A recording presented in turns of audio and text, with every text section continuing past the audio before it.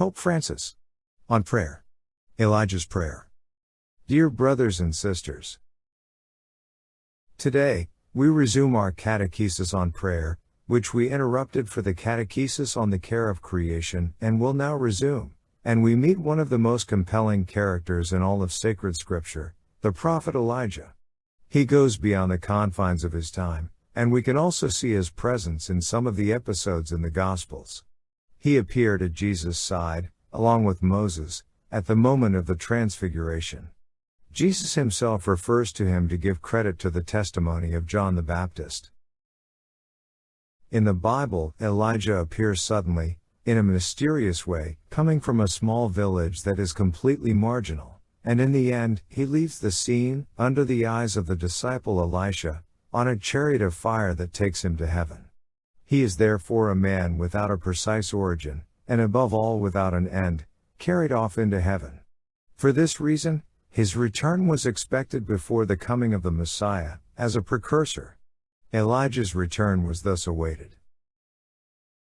Scripture presents Elijah as a man of crystalline faith. His very name, which may mean Yahweh is God, encloses the secret of his mission. He will be like this for the rest of his life, a man of integrity, incapable of petty compromises. His symbol is fire, the image of God's purifying power.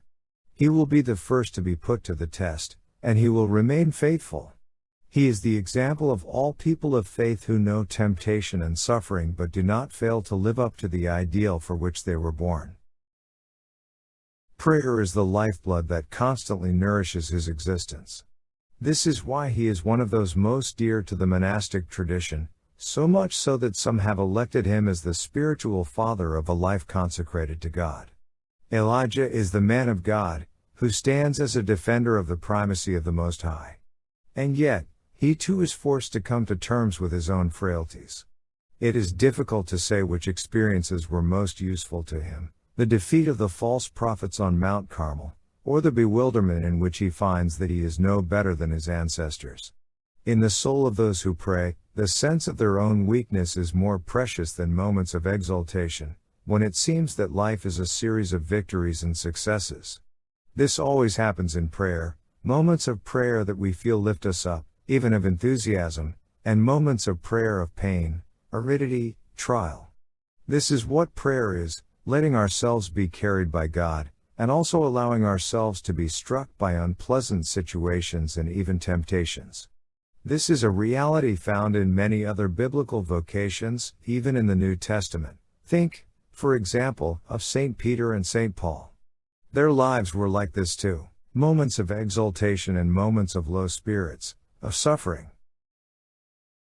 Elijah is the man of contemplative life and, at the same time, of active life, preoccupied with the events of his time, capable of clashing with the king and queen after they had Nabu killed to take possession of his vineyard.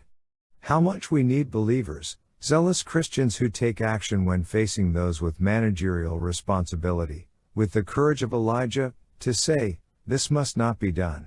This is murder." We need Elijah's spirit. He shows us that there should be no dichotomy in the life of those who pray. One stands before the Lord and goes towards the brothers and sisters to whom he sends us.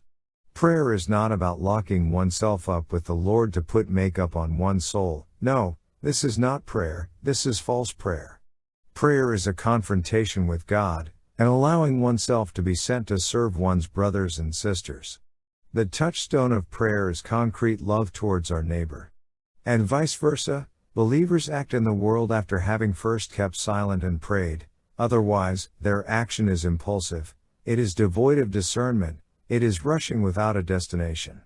Believers behave this way, they do many injustices because they did not go to pray to the Lord first, to discern what they must do. The pages of the Bible suggest that Elijah's faith also made progress. He too grew in prayer, he refined it little by little. God's face came into focus for him as he walked. He reached his peak in that extraordinary experience when God manifested himself to Elijah on the mount. He manifested himself not in the fierce storm, not in the earthquake or the devouring fire, but in a still small voice. Or better, a translation that reflects that experience well. and a threat of resounding silence. This is how God manifests himself to Elijah. It is with this humble sign that God communicates with Elijah, who at that moment was a fugitive prophet who had lost peace. God comes forward to meet a tired man, a man who thought he had failed on all fronts, and with that gentle breeze, with that threat of resounding silence, he brings calm and peace back into his heart. This is the story of Elijah, but it seems written for all of us. Some evenings we may feel useless and alone. It is then that prayer will come and knock on the door of our hearts. We can all gather a corner of Elijah's cloak, just as his disciple Elisha collected half his cloak. And even if we have done something wrong, or if we feel threatened and frightened, when we return before God with prayer, serenity and peace will return as if by miracle. This is what the example of Elijah teaches us.